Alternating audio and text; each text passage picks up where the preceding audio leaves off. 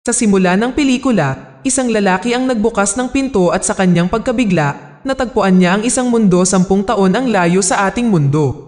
May mga baliktad na gusali, high-tech na mga kotse, at teknolohiya na 1,000,000 beses na mas advanced kaysa sa iba pang mundo. Lumalabas na noong nilikha ng Diyos ang universe, lumikha siya ng 22 parallel na mundo para sa isang eksperimento. Ang ilan sa mga mundong iyon ay miserable na naglalaman ng digmaan at pagdurusa, habang ang iba ay normal. Pagkatapos ay mayroong mga mundo na may advanced na teknolohiya at mas maligayang mga tao.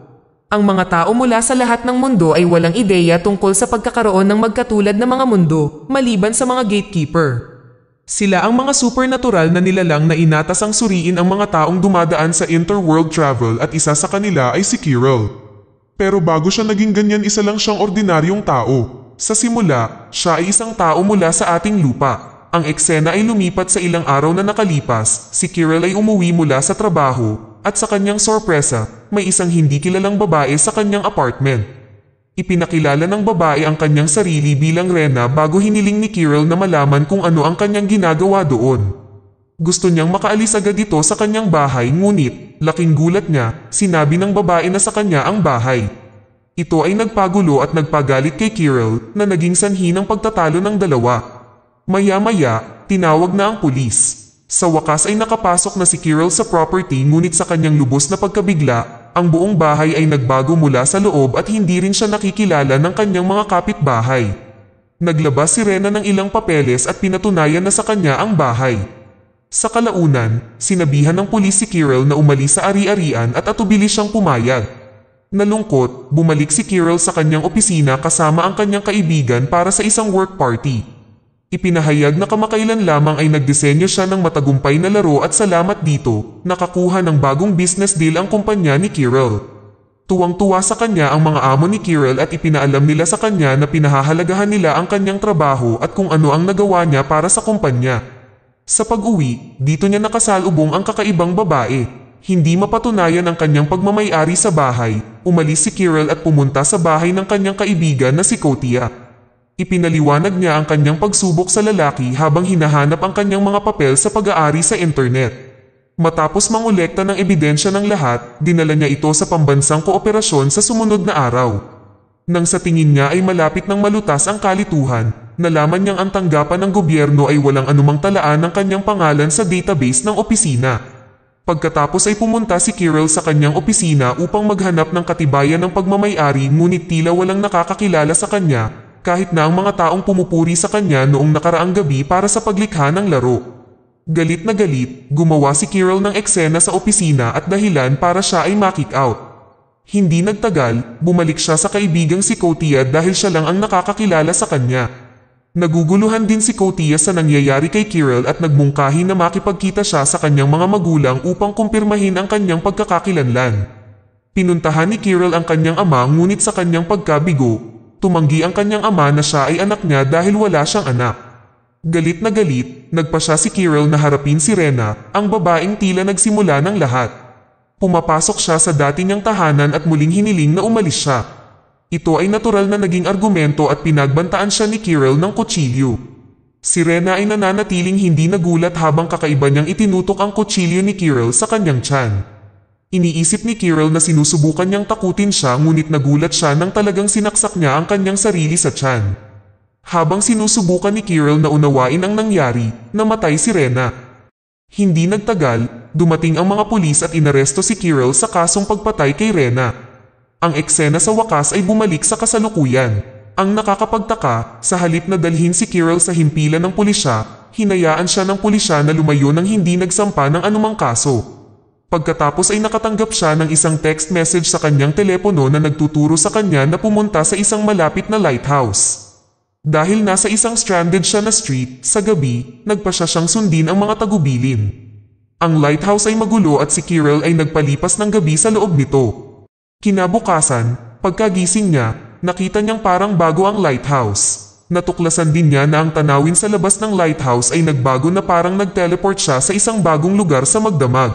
Sumunod, lumitaw ang isang tagahatid na lalaki mula sa isang pinto na may isang bungkus ng mga libro, at mula sa isa pang pinto, pumasok si Rena sa lugar. Si Kirel ay natigilan dahil ang pagkakaalam niya ay si Rena ay namatay.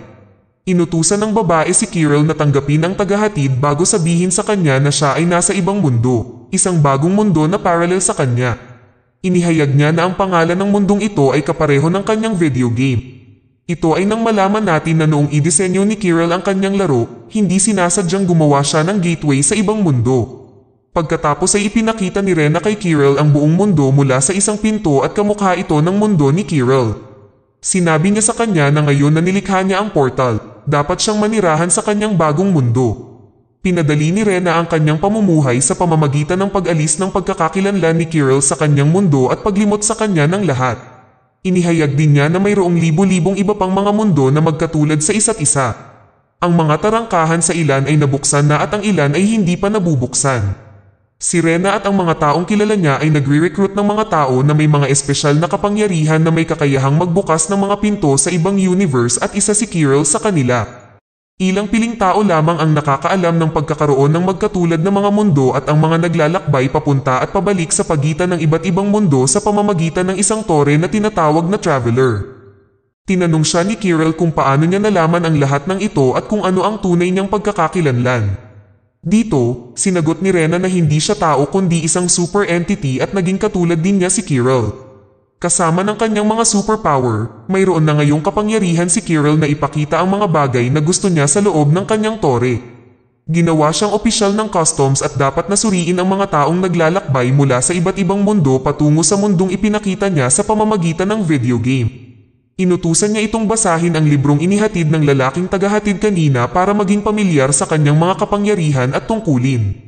Tumanggi si Kirel na tanggapin ito at pinilit na bumalik sa kanyang dating mundo.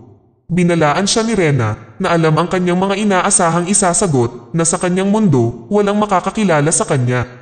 Bukod dito, siya ay walang iba kundi isang kriminal at aarestuhin para sa kanyang pagpatay kung siya ay babalik. Pagkaalis ni Rena, inanyayahan ni Kirel si Kotia sa kanyang tore at ipinaliwanag ang nangyari sa kanya.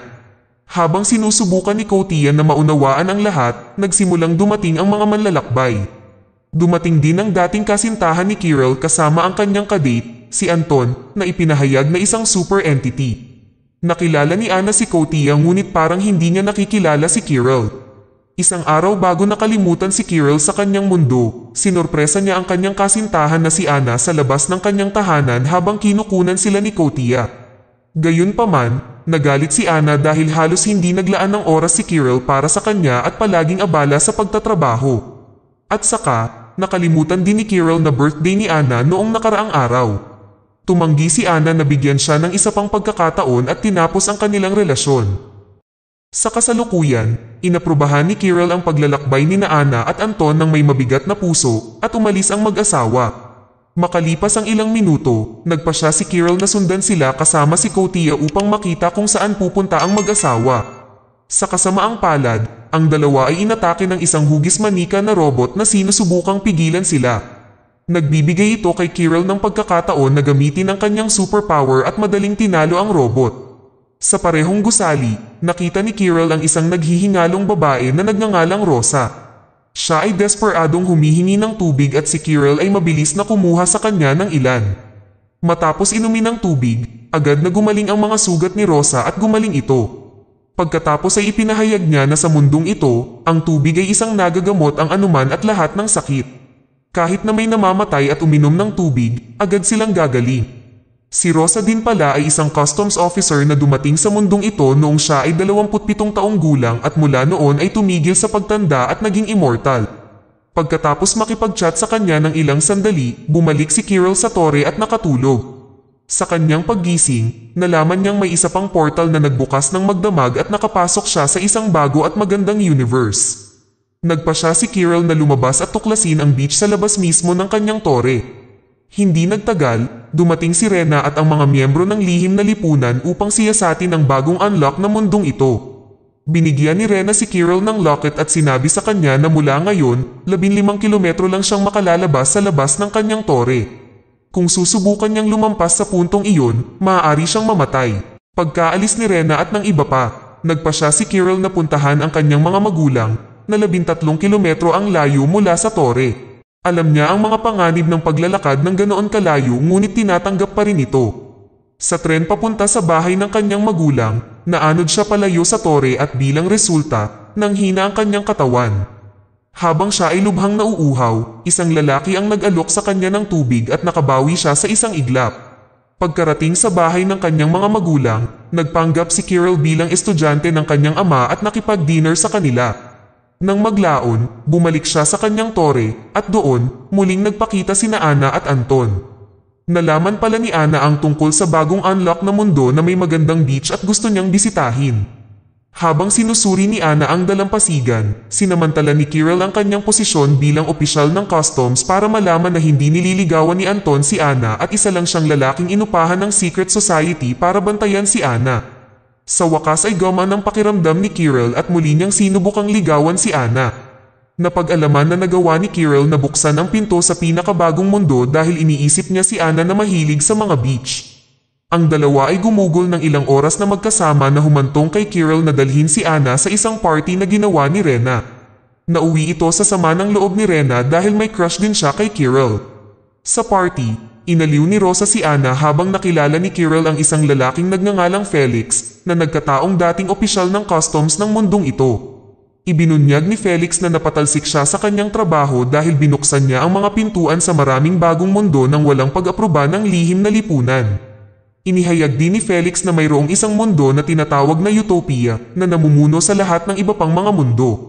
Ito ang tanging mundo kung saan hindi mapupuntahan ng mga tao sa ibang mundo. Samantala, nang makitang abala si Kirill sa iba, nagalit si Ana at tahimik na umalis sa party. Gayunpaman, siya ay nakidnap ng alipores ni Rena at ibinaba sa ibang mundo upang matiyak na hindi na niya muling makikita si Kirill. Si Kirill, sa kabilang banda, ay nagsimulang hanapin si Ana sa party at matapos mabigang mahanap siya, bumalik siya sa tore. Doon, isang miyembro ng komite ang nagsorpresa sa kanya at lihim na nagtalaga sa kanya ng isang gawain upang buksan ang isang pinto sa Utopia kung saan walang pinapayagang pumunta. Sinasabi niya na ang Utopia ay ang tunay na mundo at lahat ng iba pang mundo ay mga kopya nito. Sa Utopia, walang puot, walang intolerance o sakit. Doon, maligaya at payapa ang pamumuhay ng mga tao.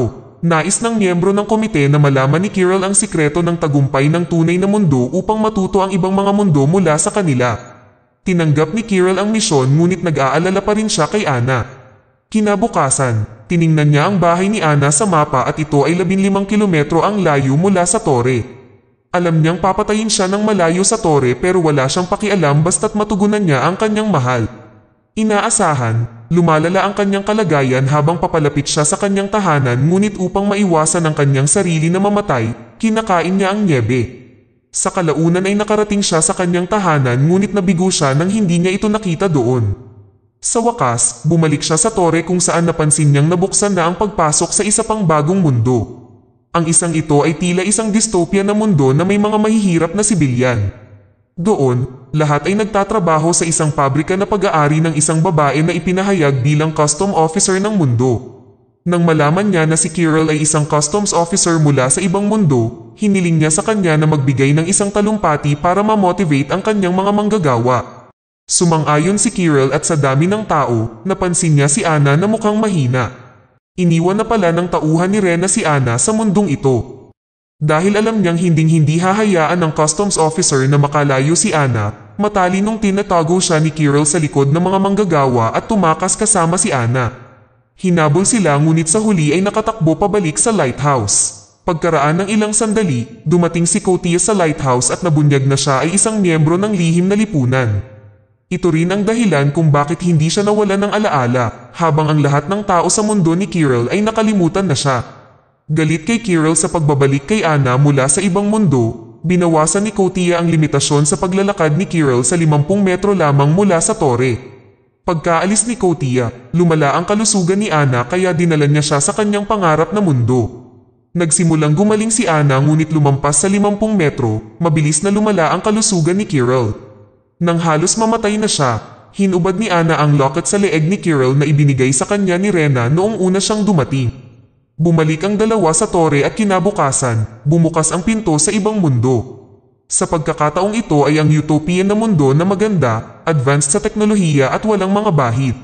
Nakilala ni Kiril ang customs officer ng mundo na nagsabi sa kanya na ang mundong ito ay ang orihinal at 10 taon sa likod ng iba pang mga mundo.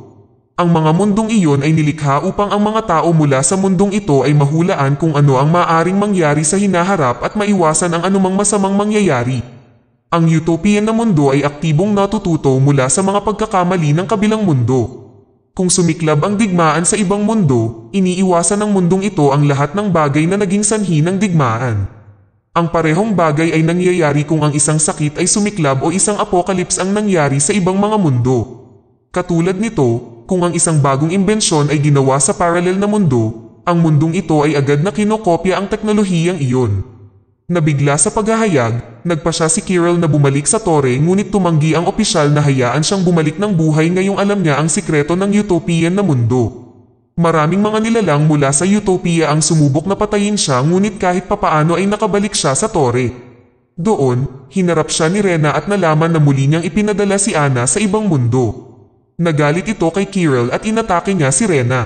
Isang mahabang labanan ang naganap na nagtatapos nang mapatay siya ni Kiril. Sa kanyang pagkamatay, nagsimulang gumuho ang mundo ni Kiril. Bumalik ang mga alaala ng mga tao at nakipag-ugnayan sa kanya ang ina ni Kiril at hiniling na bumalik siya sa bahay. Pagkatapos ay lumitaw si Kotia at ipinaalam sa kanya na ang tore ay nasira kaya hindi sila makapaglakbay sa ibang mundo. Humingi ng tulong si Kiril kay Kotia sa paghahanap ng kahaliling gateway at pagkaalis ng dalawa, pinatay ng fire brigade ang apoy sa mga guho ng tore. Dahil dito, nakaligtas si Rena at natapos ang pelikula na nagpapahiwatig na may isa pang susunod na mangyayari.